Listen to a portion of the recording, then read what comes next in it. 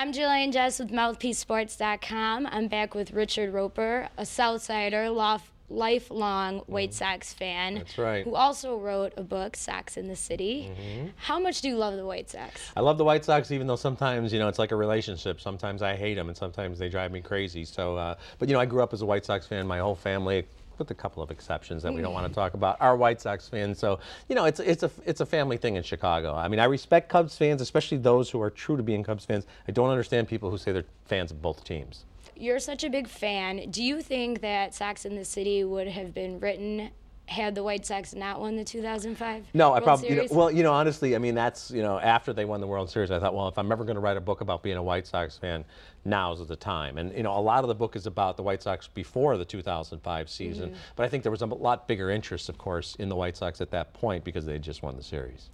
Now, how do you cope with seasons like last year where they, for the majority of the time, stayed under 500? I give away my season tickets about August. I just say, like, that's it, I've had it. I mean, the truth is, Jillian, I've been through more seasons like that than the 2005 season. A lot of years I've been lean as a Sox fan. You still have a good time at the ballpark, but yeah, you get to a point where you're like, well, maybe not this year, maybe next year. Well, now, speaking of your seats, I've sat in your seats before, and I always Yeah, you owe me wondered, money for those. Oh, okay.